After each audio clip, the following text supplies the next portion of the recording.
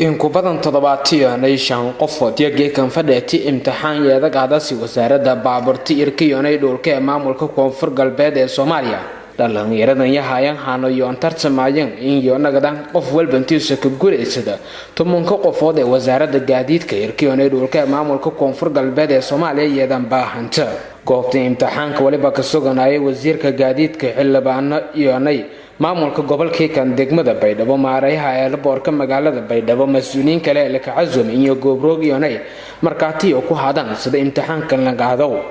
kabtan Umar Sheekh Abdi waliba uu saayay qof diyaarad wada muddo 40 sano dhawaadna uu diyaarad wada jariyo waliba uu sahay macalinka imtixaankan qaaday waliba uu warbixin samo qofta uu ku biyay in imtixaanka kan uu sanagada doono koos sharciye yaana to qof walba balan janjeerana qof walba yakiirnaada doonto kartidiisa iyo aqoontiisa qaba anigu ku warsana ma karatay qof kala warqadiisa ma fiirin karo waqti ugu horeeyo oo hadda la siinay 20 daqiiqo kasteena Gadoomiyaha degmada Baydhabo waana doga magaalada Cabdullaahi Cali Watinya ka amaanay in muddo 25 sanadood wasaaradda baaburta irkiyoonay dhulka iyo sameeyay imtixaan la dhanyay isla markaasay tan iyo ka qanacsan shacabka hadii ay maamulka degmadan iyo marqaati oo ku yeeyeen in imtixaankan si rasmi ah la qaaday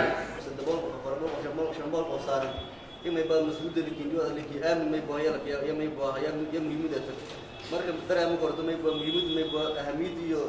isaga mas'uuliyadda meel saarmay baa dareemo korto marka intan dadka warantan fadhiyaan may baa marxaatiyaal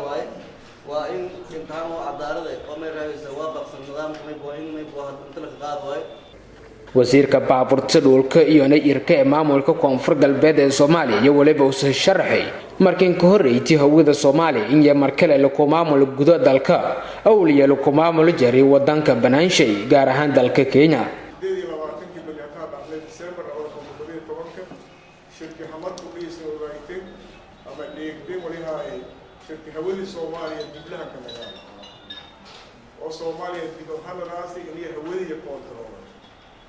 ولكن أنا سأحس مسير أعتقد إن الشيء يزيد بالجديد في ميل الرئيس بولس تهودا ليه بس الصوماليين الحكومة المفروض قبيلة ولا نيانها ولكن كتراعي ده ديارة كي كرت هو من الهواء ده شيء أنا مديري كبرت ديارة ده أما كبرت سيفل أفيشن هم الله هنا لكن تايتل الدولة ده ولكن قوي وزارة الجديد intaasay tukureed waliba iyo lan fadheeday imtixaanaadka iyo onahayti toy dareeri muddo saacade walina markii la gabagabay saxaafadda la hadlay maareeyaha eelboorka Shaatigadood International Airport Salaad Maxamed Muqtaar walina uu sheegay in sax imtixaankan ka dhamaaday iyo ona rasmi iyo ka saxiixi doona imtixaankan si Ilaahay lagu ku obsadowna qof walba xaqshay u leeylan si doona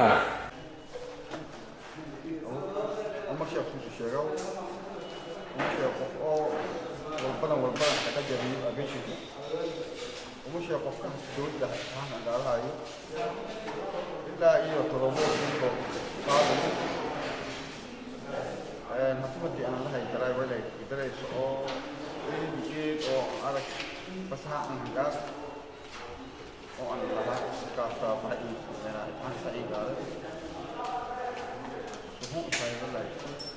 marka dadka way sheegan inta ay maasadaan qof ka wala u sheegay cadaalad aan shaqada dhawaadiyadaha FBD wasaaradda baaburta iyo irka ee dhulka maamulka koonfur galbeed ee Soomaaliya waliba si guud ee maamul goboleedyada dalka ku baahan yahay in yoona sameeyaan totanimada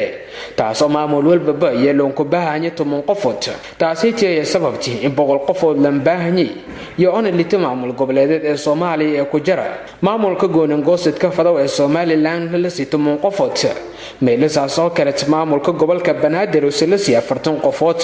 taasoo yeeda sababtii in caasimadda dalka yeeda nagati Sharmiyo Muqtaar Koonfur Galbeed TV Baydhabo ha hilmaamin subscribe iyo like say dhiirigelin inoogu noqoto muuqaalada cusub ee faa'iidooyinka iyo qiimaha leh ee joogtada